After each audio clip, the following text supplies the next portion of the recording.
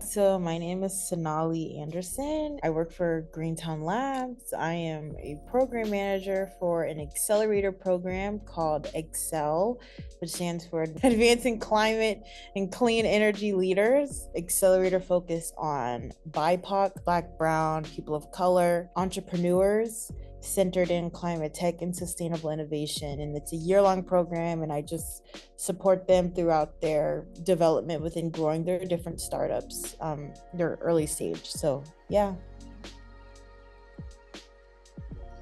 What gives me energy is talking to people, is connecting people, is within the work of social impact, advocacy, equity. I love creating things. I'm a big creator. And I've recently been discovering that I'm more artsy than ever.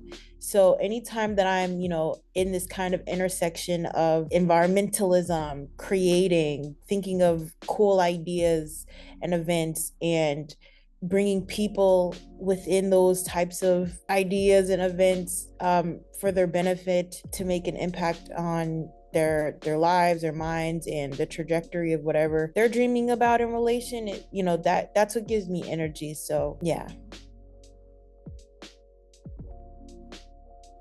My work involves lived experiences, current real life issues around environmentalism, solutions, creating solutions that will ideally last for a long time and live on through generations to generations. And I say specifically lived experiences, meaning that I am Black facing, I'm a person of color, I'm a woman of color. And that's all within kind of my work with working with, we say BIPOC, but Black, Brown, Indigenous, people of color, startups who are centered in climate and sustainable innovation, and really helping them make an impact for the greater good of the world, but also, our own communities.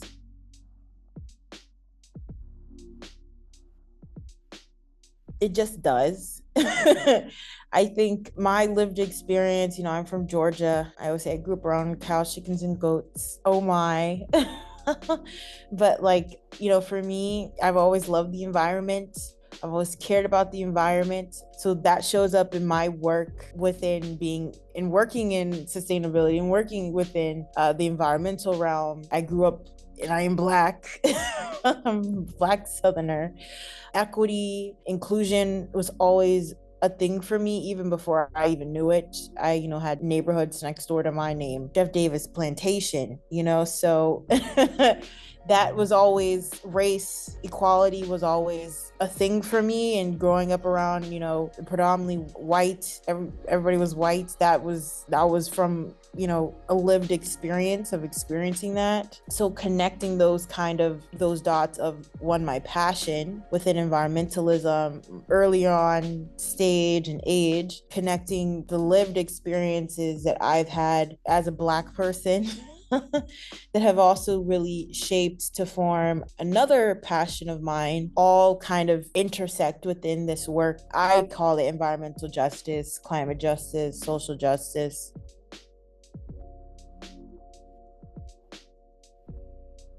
I've learned in my career. So I'm new to adulting. I think this is my first big girl job that I've had since coming out of undergrad and now in grad school. Something that I've learned along the way is that, specifically in this space, but I think can be applied to so many different things, is that this work that I'm doing professionally is still being defined. Every day it's being defined, every day it's being shaped, every day it's being molded and crafted. And with that understanding, there are no set ways of doing things, which means, especially within the sustainability space and environmental space and equity, because everything is the intersections of each other, you can do a lot of things in so many creative ways, and there's so many avenues that which, if you were in another profession, maybe it's finance, or maybe it's I don't know, construction would be like, no, this is because these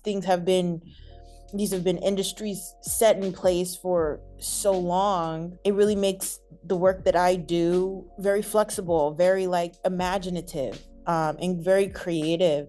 Because fundamentally, environmentalism, sustainability, climate equity is the center of everything in our future. That's been something that I've learned. And with that, I've had to learn how to like better embody that, and really ask myself in times where I'm creating my own kind of like boundaries, why not? Why not?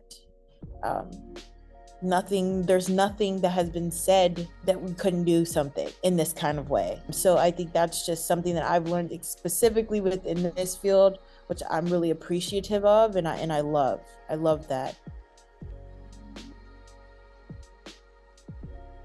To me, the answer is so obvious, and this is where I get passionate about, because I'll preface this. I did, when I discovered my passion within equity inclusion, DEI in 2020 in COVID, and having to be sit back home, and given I'm in Georgia, so a lot of this is being amplified within the Georgia community. This discovery around equity, inclusion, and DEI work in the creation of an anti-racist framework plan. And that was through Black and Brown students together, primarily Black students together, mobilizing them together to sit down and come up with our own solutions to the very problems that we face on a daily. Because I remember at that time, it was just like 2020, you had all these people coming out with these DEI initiatives, organizations, businesses, institutions, including schools, right? Coming out with all of this, oh, we are against racism, we're against, injustice, inequality, but like, these are also the same businesses, institutions that were also very shocked and dumbfounded that racism still exists or even ever had existed. So it's just like, why are we going to allow the people who are simultaneously realizing that racism is actually real and racism is actually still very much present, create the rules and constructs of equity in which they're wanting everybody to embody when they haven't embodied them themselves or didn't even know that they embodied?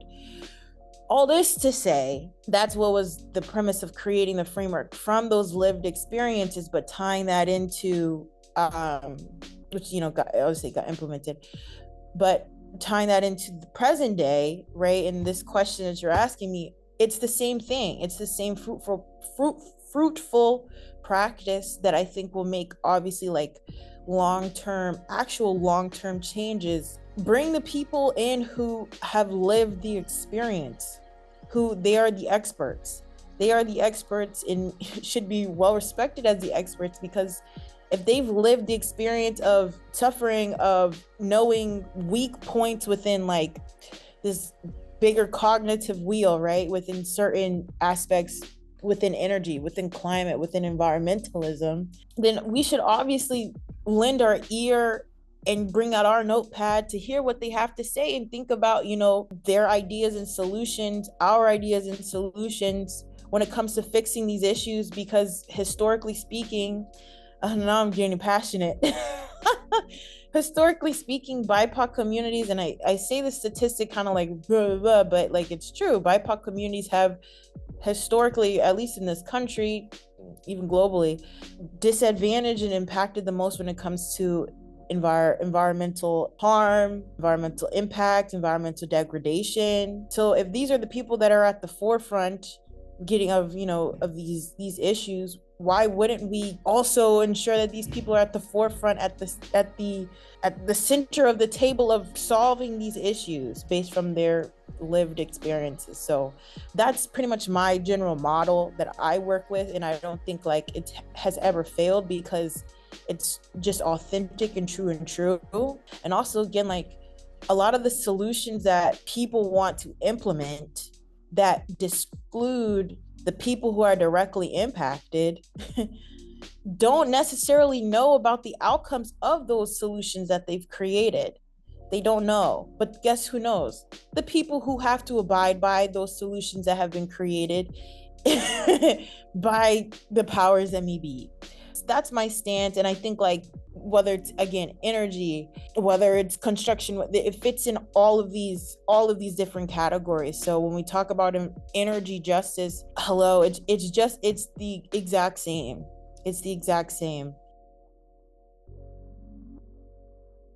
I first want to define what just means, just for who. But a just world for me looks like people of color being centered, being prioritized, being acknowledged, factored in, being brought into decision making, being brought into spaces and places that are inevitably going to transition not only our economy, our health, bringing people in that look like myself, Black and brown people, indigenous, people of color, into things that are going to be foundations for our future, I think is the beginning of like this idea of a just world. And with that, it's just like, it's okay for people of color to take lead on that. I know it's shocker, but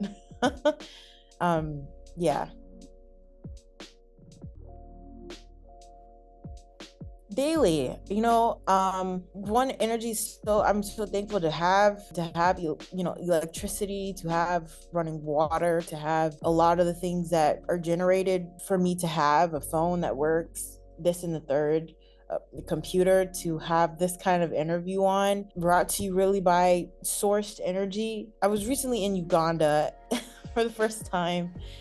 And I think while there, I think that was the first time I had realized, like, one, there's obviously like abundance of richness there, financially, environmentally, other end of the spectrum that's very extreme as well. And luckily, through my experience of going and getting to see both ends of the spectrum and middles, like, was able to walk away with a better understanding of like the bare basics of life that you really need and to be happy with: a warm food in your belly, a roof over your head, somewhere to sleep, land to have some chickens and goats and cows or something, having a family and a community. I bring that back into energy. It's everything else is a bonus. Everything else is just a bonus. So, I think through that experience has really allowed me to appreciate, really, really fundamentally appreciate all that comes with energy, that it makes my life easier, that allows me to have like the added bonuses of the things that I need when it comes to the fundamentals. So that's a long answer, but like, I don't even know how to end, but like, energy is, I'm just thankful. Energy is a privilege. Energy is such a privilege to have. It is. It really is. And harness energy to do just so many different things is awesome.